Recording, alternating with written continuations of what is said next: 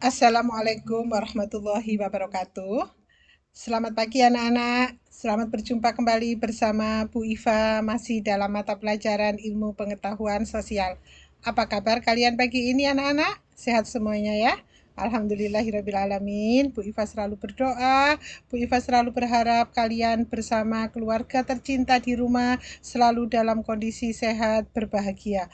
Jangan lupa anak-anak ya, tetap bersemangat.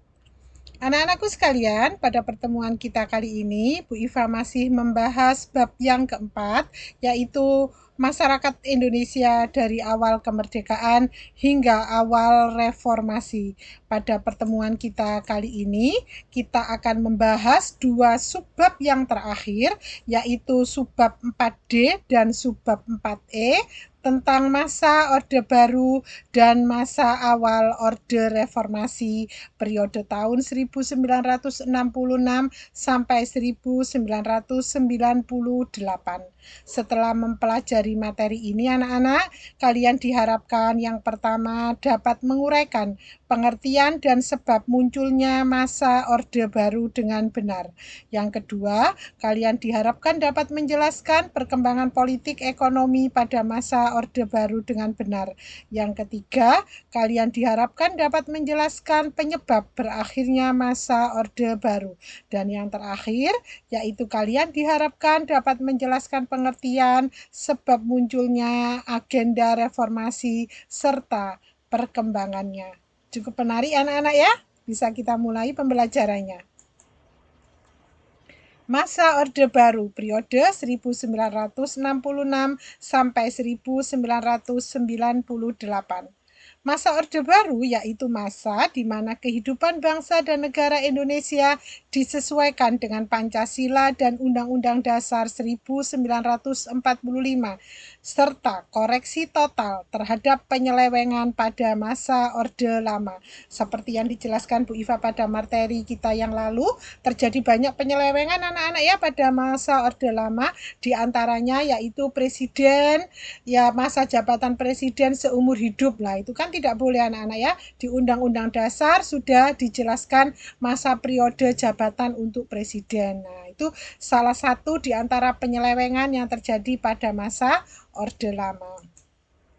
Kemudian apa latar belakang munculnya masa Orde Baru? Latar belakangnya yaitu rakyat merasa kecewa karena Presiden Soekarno tidak mau membubarkan PKI.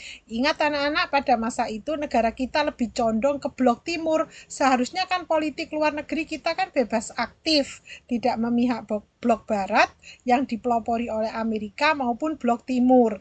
Tapi pada masa itu, pada masa Orde Lama, negara kita cenderung condong ke blok timur. Nah, blok timur itu kan mengandung paham komunis anak-anak ya. Lah, makanya PKI tumbuh subur di Indonesia. Rakyat kecewa karena Presiden Soekarno diminta untuk membubarkan, tidak mau. Maka pada saat itu keluarlah yang namanya Tritura. Tri itu 3, tu itu tuntutan, ra itu rakyat. Jadi Tritura itu adalah 3 tuntutan rakyat. Isi Tritura yang pertama bubarkan PKI, yang kedua bersihkan kabinet dari unsur-unsur PKI, dan yang ketiga yaitu turunkan harga dan perbaikan ekonomi. Pada masa Orde Baru anak-anak, berlangsung mulai turunnya surat perintah 11 Maret atau Super Semar.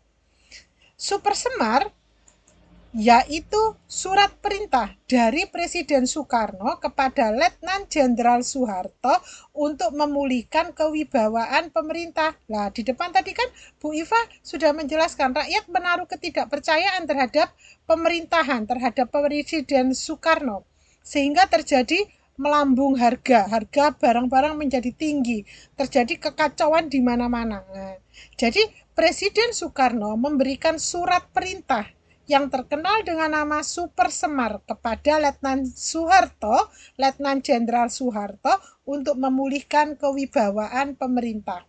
Kemudian anak-anak, setahun kemudian, sekitar tanggal 12 Maret tahun 67, Letnan Jenderal Soeharto diangkat oleh MPRS sebagai Presiden RI yang kedua. Nah, ini adalah gambar saat pelantikan Presiden Soeharto menjadi Presiden Indonesia dan beliau mengundurkan diri dari jabatannya pada tanggal 21 Mei tahun 98. Nah, ini adalah pidato Presiden Soeharto pada tahun 1998 saat mengundurkan diri. Bagaimana perkembangan pada masa Orde Baru? Yang pertama, anak-anak, penataan kembali politik luar negeri lah, seperti dibahas Bu Iva di depan tadi, politik luar negeri Indonesia kan lebih condong ke blok timur lah, ini ditata kembali. Dan Indonesia yang dulu pada masa Orde Lama keluar dari keanggotaan PBB, Indonesia masuk kembali, aktif menjadi anggota PBB. Kita yang sempat konfrontasi, sempat bersih tegang dengan Malaysia, kita normalkan kembali hubungannya. Kemudian pada masa Orde Baru, Indonesia bersama 5 negara yang lainnya juga mendirikan ASEAN. Nah, Indonesia pada masa Orde Baru juga aktif dalam organisasi-organisasi internasional anak-anak seperti OKI. OKI itu adalah organisasi negara-negara yang sebagian besar penduduknya beragama Islam, ya. Kemudian ada OPEC. OPEC itu adalah organisasi negara-negara penghasil minyak bumi, ya. Dan APEC, Asia Pacific Economic Cooperation, ada G7 dan lain sebagainya. Jadi kita mulai menata kehidupan atau kerjasama antar negara. Selanjutnya anak-anak, penataan kehidupan politik dalam negeri, ya. Pada masa Orde Baru kita sudah beberapa kali melaksanakan pemilu mulai dari tahun 71 sampai tahun 1997. Pada masa itu anak-anak, dulu pada masa Orde Lama, waktu masa pemerintahan Presiden Soekarno, kan ada banyak partai. Pada masa Orde Baru, partainya disederhanakan. Hanya ada 3 partai anak-anak, yaitu P3, PDI, dan Golkar. Nah, pada masa Orde Baru ini, Timor-Timor bergabung ke dalam Kedaulatan Negara Republik Indonesia tahun 1967. Selanjutnya, penataan dalam kehidupan ekonomi, sosial, dan budaya. Pada masa Orde Baru, rencana pembangunannya dikenal dengan nama Pelita, anak-anak. Pembangunan 5 tahun. Jadi pada waktu itu bertahap. Pelita 1 berarti 5 tahun pertama masa kepemimpinan Presiden Soeharto. Pelita kedua berarti 5 tahun berikutnya. Pelita ketiga dan seterusnya sampai pelita yang ke-6. Ini rencana pembangunan nasionalnya. Pada masa itu anak-anak, Republik Indonesia maju pesat ekonominya, sehingga kita bisa melakukan swasembada pangan. Swasembada pangan itu berarti bisa mencukupi kebutuhan pangannya sendiri. Kita bisa memproduksi beras sendiri dan bisa digunakan untuk mencukupi kebutuhan masyarakat, seluruh masyarakat Indonesia. Sehingga pada masa itu Indonesia dijadikan atau mendapat predikat sebagai macan Asia yang ketiga. Hebat anak-anak ya. Nah, ini adalah gambar Presiden Soeharto bersama Ibu Negara, Ibu Tien Soeharto sedang melakukan panen raya, anak-anak ya. Panen raya padi. Nah, ini pembangunan yang sangat pesat pada masa Orde Baru. Kemudian ini pembangunan jalan tol anak-anak ya juga dimulai pada masa Orde Baru. Luar biasa pesatnya pembangunan kita. Nah, berakhirnya masa Orde Baru. Orde Baru berakhir sejak Presiden Soeharto menyatakan mundur pada tanggal 21 Mei 1998. Sebab-sebab runtuhnya masa Orde Baru, yang pertama krisis moneter sejak tahun 1997. Yang kedua, adanya krisis politik. Yang ketiga, adanya krisis sosial. Terjadi kerusuhan di mana-mana anak-anak pada saat itu, pada tahun 98. Rakyat sudah tidak percaya lagi dengan pemerintah. Kemudian ada gerakan reformasi yang dipelopori oleh para mahasiswa. Ada dugaan KKN. KKN ini korupsi, kolusi, dan nepotisme. Dan pelanggaran hak asasi manusia. Nah, kamu perhatikan ini anak-anak, tahun 98 kita terjadi krisis moneter, harga nilai tukar rupiah yang semula setiap $1 itu hanya 3.000, anjlok sampai ke 254%. Jadi Rp1 kita yang semula hanya 3.000 itu nilainya menjadi 10.700 anak-anak. Bayangkan anak-anak ya. Jadi pada saat itu banyak sekali perusahaan-perusahaan dan bank-bank yang tutup. Tahun 2018 ya, rupiah yang semula sudah 13.000 turun lagi menjadi 14.000 sampai sekarang anak-anak ya. Nah, ini terjadi krisis.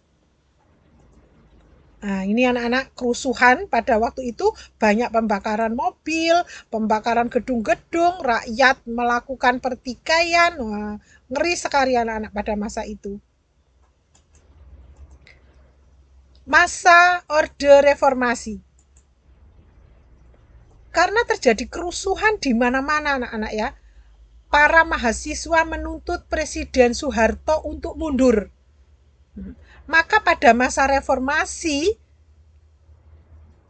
para mahasiswa menuntut diadakan penataan kembali kehidupan bangsa dan negara yang lebih baik. Nah, ini pelopornya para mahasiswa. Sebab munculnya reformasi, krisis moneter sejak 97 yang menyebabkan bank-bank bangkrut, pabrik-pabrik tutup, pengangguran meningkat, harga melambung, kerusuhan, serta adanya banyak pelanggaran HAM dan dugaan terjadinya KKN. Nah, jadi ini terjadi karena rakyat itu sudah tidak percaya lagi terhadap pemerintahan Presiden Soeharto. Nah, tadi kan sudah dijelaskan anak-anak ya, Presiden Soeharto menjabat sebagai presiden terlalu lama, selama 32 tahun. Nah, sehingga rakyat itu sudah tidak percaya lagi. Ini kamu perhatikan, demo mahasiswa yang menduduki naik ke gedung MPR DPR segera menuntut agenda reformasi. Nah, agenda reformasi itu ini anak-anak. Hal-hal yang diminta oleh mahasiswa, apa saja yang dituntut oleh mereka? Yang pertama, adili Presiden Soeharto beserta kroninya. Kroni ini teman-teman, maksudnya begitu anak-anak. Hapus dui fungsi ABRI. Apa itu dui fungsi ABRI? Nanti dijelaskan Bu Iva di belakang. Hapus KKN, amandemen Undang-Undang Dasar 45. Nah, ini anak-anak. Jadi Undang-Undang Dasar kita itu sudah 4 kali mengalami amandemen. Jadi diperbaiki, adanya perbaikan dalam atau ada tambahan dalam beberapa pasal. Maksudnya begitu anak-anak ya. Kemudian adanya otonomi daerah seluas-luasnya. Otonomi daerah itu adalah hak suatu daerah untuk mengatur wilayahnya sendiri. Jadi pemerintah pusat itu hanya memantau anak-anak ya. Kekuasaan mengatur daerah itu diserahkan kepada kepala daerahnya masing-masing. Bagaimana perkembangan politik pada masa Orde Reformasi?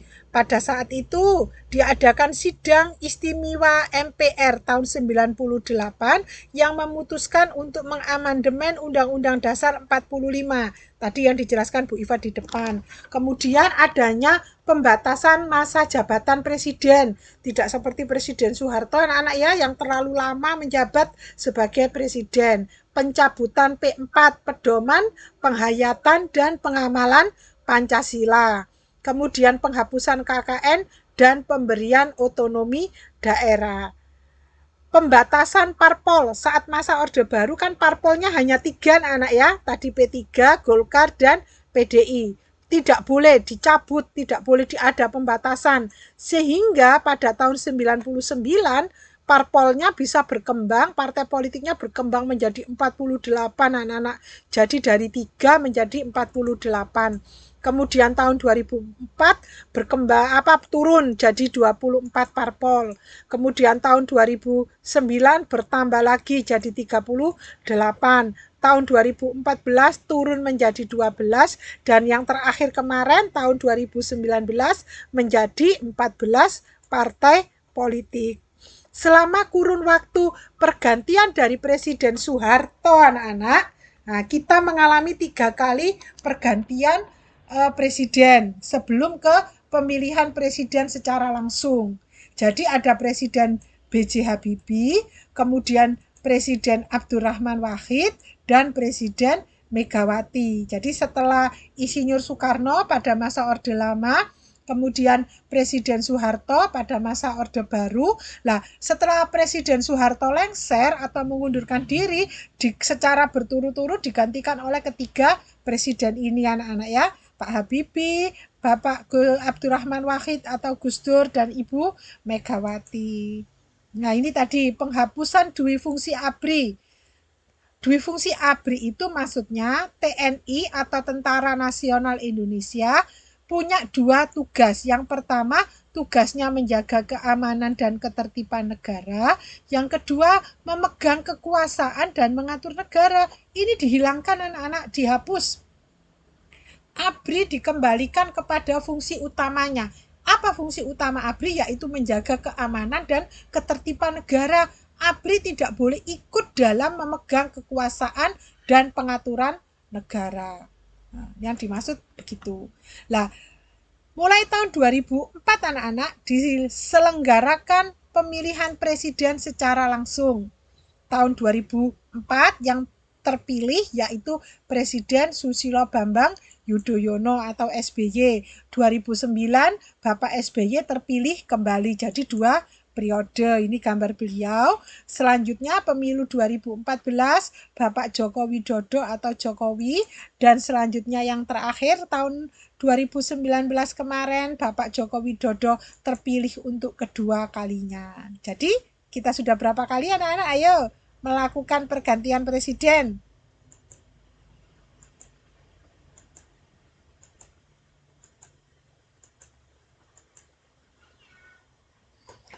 Demikianlah tadi anak-anak materi dari Bu Iva. Semoga materi Bu Iva yang sedikit ini bisa menambah wawasan dan pengetahuan kalian, bisa bermanfaat dan bisa menambah kecintaan kalian terhadap bangsa dan negara Indonesia.